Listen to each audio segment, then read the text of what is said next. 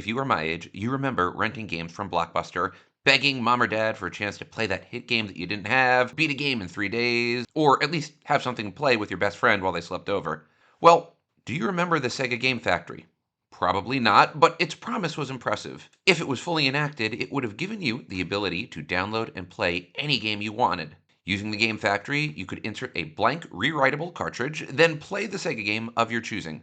The promise was fantastic, and the potential of on demand gaming, something we all know today, was well ahead of its time. However, changing technology and a lack of corporate follow through killed the innovative idea.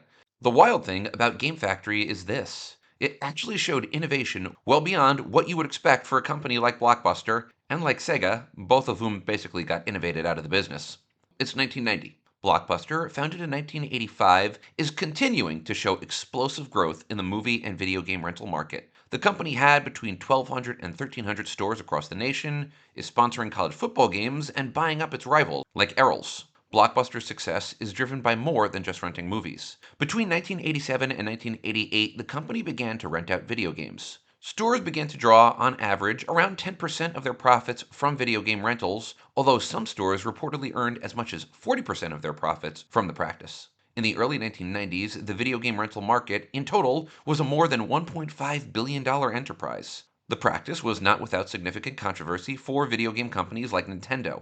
Nintendo actually lobbied Congress for protection from video game rentals, but that deal fell apart. In light of that failure, Nintendo wound up suing Blockbuster for copying their instruction manuals. Not joking, have a video on that one, link in the description. Blockbuster and game rentals were here to stay. However, the practice had problems from Blockbuster's perspective. I've seen information that showed that as many as one-third of game customers wanted to rent games but couldn't due to a lack of product and too many people having already rented a game that they wanted.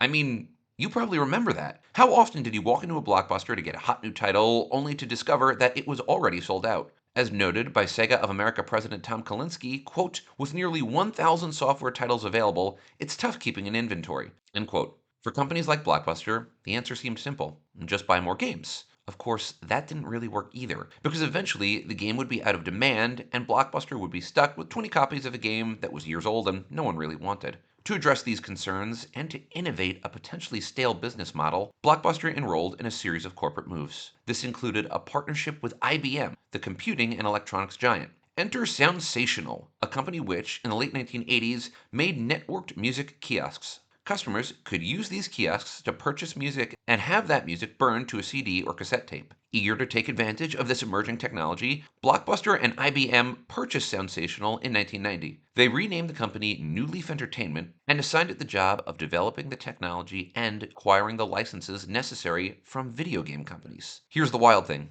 As noted in a 1993 article on the partnership, it was explicitly geared around customers who, quote, will want on-demand retailing in stores as they become more familiar with digitally based multimedia technology, end quote. This, in and of itself, is really impressive. This is in 1993, but Blockbuster, a company that has been much maligned for their lack of innovation, saw the writing on the wall and began to invest in on-demand software very, very early. IBM and Blockbuster created Fairway Technologies, and the job of that business was to develop the hardware, software, and technology which would make an on-demand system work. Blockbuster could create games on demand, charge extra, and avoid having to stock inventory that would eventually go stale. They could, in theory, have an unlimited supply of games to rent out, provided that they had enough machines and blank cartridges to meet demand. Honestly, the idea was genius, and it was well ahead of its time. Keep in mind that the cartridges were rewritable, and the data that would be put on the cartridges was kept in a central location using high-speed internet lines for the transfer of information. Customers could come in and use the system, known as the Game Factory, and have the game programmed onto their cartridge. Blockbuster would facilitate the transaction, and the customer would return the cartridge, which could then have a new game written onto it.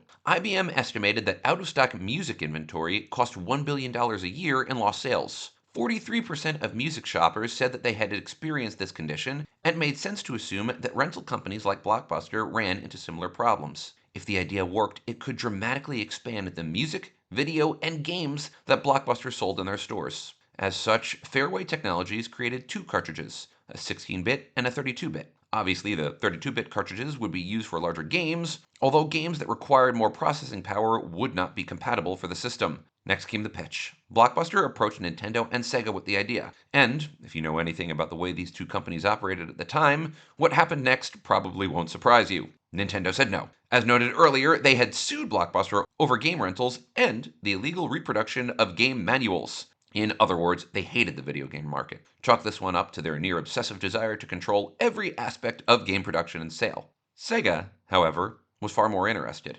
Remember, in the early 90s, Sega was looking for every advantage they could find over Nintendo, taking a much more aggressive marketing tack and creating games that appealed to different audiences. Understandably, Sega wanted to make sure that the concept worked first, and they required Fairview and New Leaf to reverse engineer a cartridge to do so. Working together, the companies created a system that worked for games, music, and VHS. Said a New Leaf employee, quote, "We built an extravagant demo center that included high-speed VHS duplication, bleeding-edge 4x CD-ROM burners, first-generation digital color printers, and robotics to automate the fabrication and assembly of a complete piece of media with all its packaging," end quote. In other words, the demo worked. Sega games could be flashed onto cartridges in as little as 45 seconds. Sega agreed to a test case, granting Fairview the rights to use numerous first-party games as part of an experiment to see if the Game Factory would be a commercial success. With a plan in place, the Game Factory was set to launch. Between August 10th and August 15th, 1994, the system launched at 10 locations in Columbia, South Carolina. It was also available at one Blockbuster in Boca Raton, Florida, where New Leaf Technologies was located.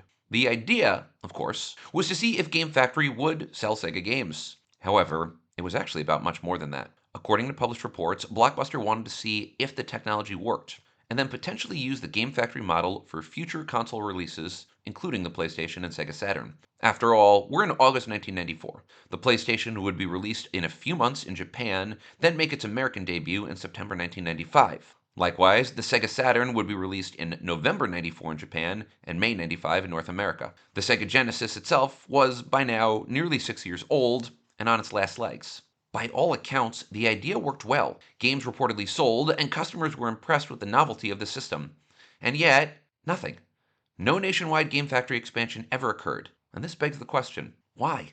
Well, a few reasons. As noted earlier, Blockbuster was able to secure licensing deals with Sega, but not other third-party developers. And that was a problem. Like most console systems, Sega had an extensive network of third-party developers, and if Blockbuster couldn't get access to those games, it would lock them out of a huge portion of the game library. After a time, Blockbuster was able to secure some deals, but by then, Genesis sales were on the decline. Ultimately, it only made a limited number of games available for the Game Factory, including Earthworm Jim, The Lion King, and Spider-Man and Venom: Maximum Carnage. Other systems began to shift away from cartridges and go to CD-ROMs, and those CD-ROMs had extensive copyright protections, which required that New Leaf invest in new technologies to make the Game Factory work. That meant more capital outlay, and Blockbuster didn't want to make the investment.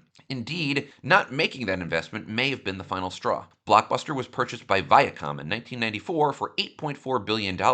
As part of a larger media empire, Blockbuster no longer had the pressure to innovate that it had in the past. Of course, that would, in the long run, be fatal. In the end, the Game Factory was a novelty. As part of a way of liquidating their inventory, Blockbuster flashed game cartridges once more, then sold them to customers. Today, you can buy Game Factory cartridges on eBay, but it will cost you a minimum of $400, so be prepared to shell out. There's one interesting point to make here. Game Factory wound up being emblematic of what helped launch Blockbuster and Sega to begin with. It was a revolutionary idea that provided users with a form of on-demand gaming well before the concept went mainstream. However, a lack of investment, follow-through, and an over-reliance on already existing products killed the idea. Now, a question. Did you ever use or see the Game Factory? If you did, leave us a comment below and let us know your thoughts or experiences with it. I'm not going to lie, I couldn't find any pictures of the Game Factory, and that was extremely frustrating. That being said, if you like this video, please do hit the like or subscribe button,